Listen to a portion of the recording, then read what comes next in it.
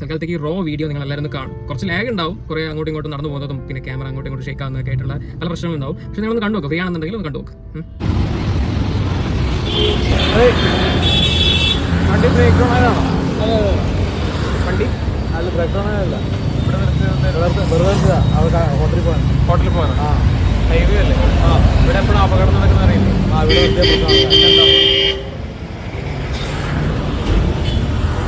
ഇത്രയും വണ്ടി വരുമ്പോൾ ഇവിടുന്ന് ഒരു ഹെവി വണ്ടി വന്നു കഴിഞ്ഞാൽ വണ്ടി ചവിട്ടിയാൽ കിട്ടൂല.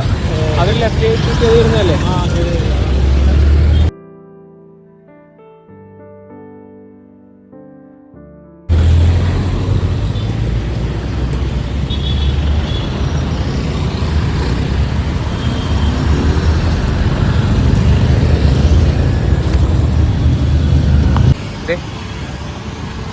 കണ്ടോ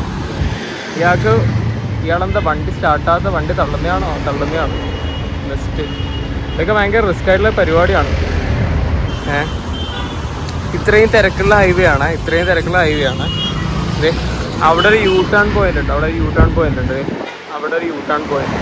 കാണുന്നുണ്ടോ നിങ്ങൾ?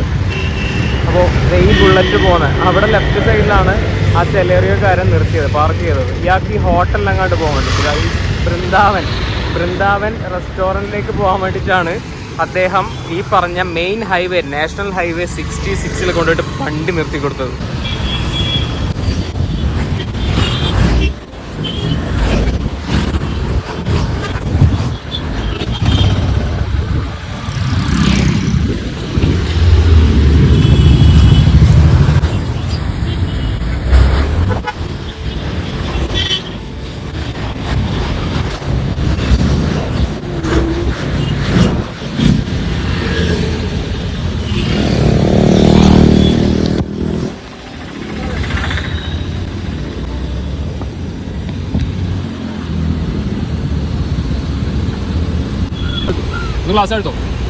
ക്ലാസ് എടുത്തോ, സംസാരിക്കട്ടെ. ചേട്ടാ നിങ്ങൾ ഒന്ന് സംസാരിക്കട്ടെ. നിങ്ങൾക്ക് എന്താണ്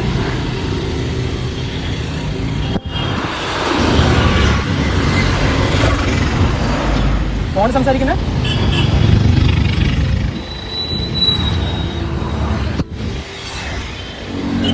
ക്ലാസ് എടുത്തോ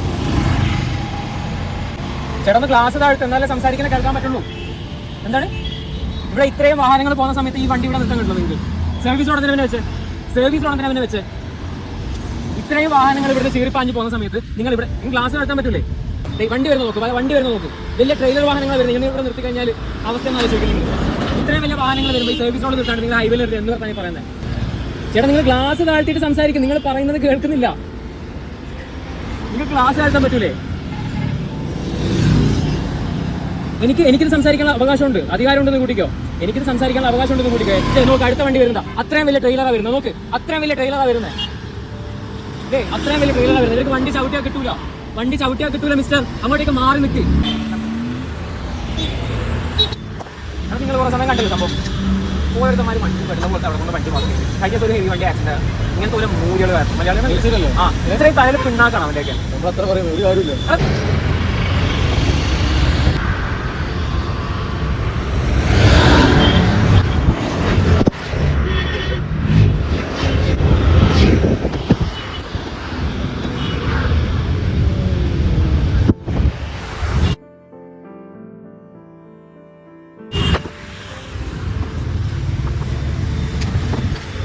ഇവിടെ എന്തായാലും നിർത്തിയെന്നായിരുന്നു ചേട്ടാ. ഇവിടുന്ന് മാറ്റി പാർക്ക്, കാരണം ഇവിടെ ഹൈവേയിൽ നിർത്തല്ലേ.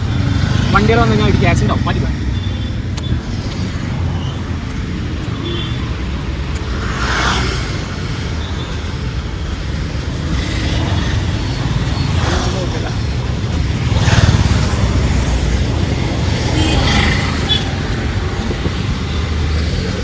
ഇവിടെ നിന്ന് വണ്ടി നിർത്തിയെന്തായിരുന്നു കോളം ഹൈവേ അല്ലേ? മാറ്റിക്കോ.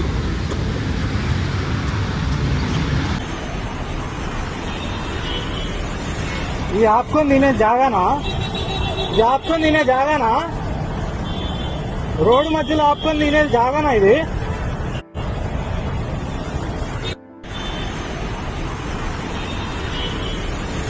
ये आपको नीने जागा ना रोड मध्य आपको नीने जागा ना इधे നമ്മള് ചക്കരപ്പറമ്പ് ഭാഗത്താണ് ഉള്ളത്. വേണ്ടല്ലോ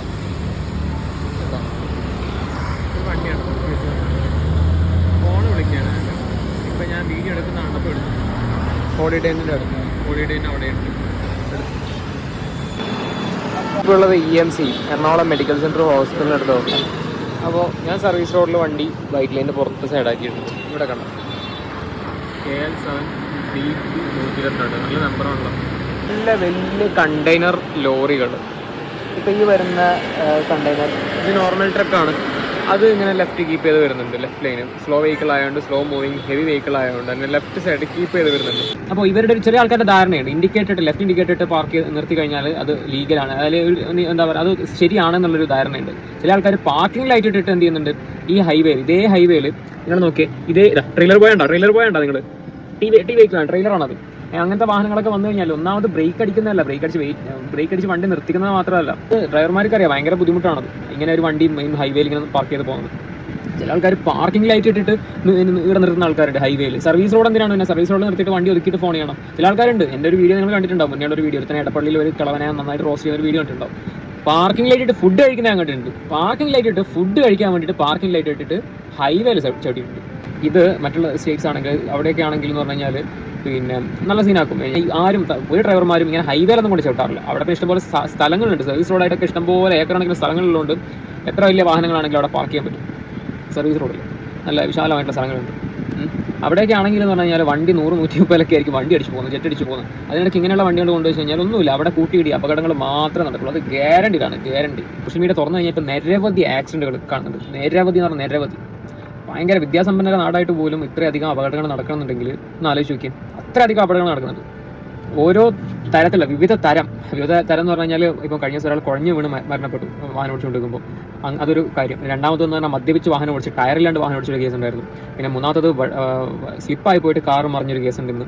പിന്നെ അങ്ങനെ ഓരോ തരത്തിലുള്ള വിവിധ തരം കേസുകളാണ് ഇപ്പോൾ ഓരോ ദിവസമായിട്ടും കണ്ടുകൊണ്ടിരിക്കുന്നത്. അപ്പോൾ അടുത്തൊരു ഇനിയിപ്പോൾ വരാനുള്ള ചാൻസ് ഉള്ളതെന്ന് പറഞ്ഞു കഴിഞ്ഞാൽ പിന്നെ ഹൈവേയിൽ ഒതുക്കിയിരുന്ന വണ്ടിയുടെ പിറകിൽ വരിയായി വന്ന് വാഹനങ്ങൾ ഡിക്കേ ഉണ്ടായി നാഷണൽ ഹൈവേയിൽ എന്നുള്ള രീതിയിലുള്ളൊരു അടുത്തൊരു വാർത്ത നമുക്ക് കേൾക്കാൻ പറ്റും. അപ്പോൾ ഇതൊക്കെ ഒരു വെറൈറ്റി അല്ലേ, പൊളിയല്ലേ?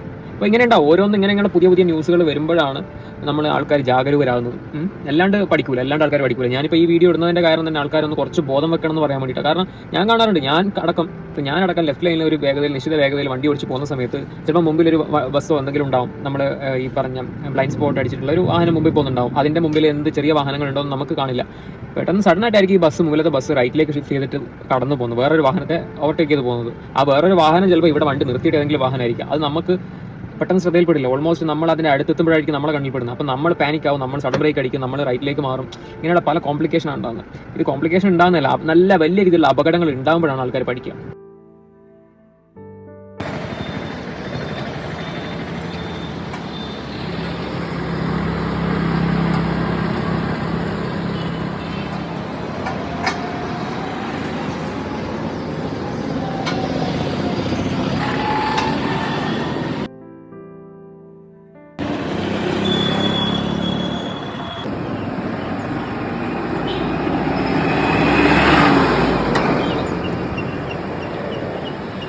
നല്ലൊരു മികച്ചൊരു മൈൽ.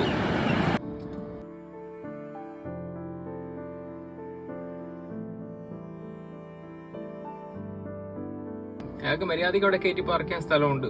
അപ്പോൾ ഇയാൾ വെച്ചിരിക്കുന്നത് ഒരു വൃത്തികെട്ട പോലത്തെ എടുത്ത് പോകുന്നുണ്ട് അയാൾ.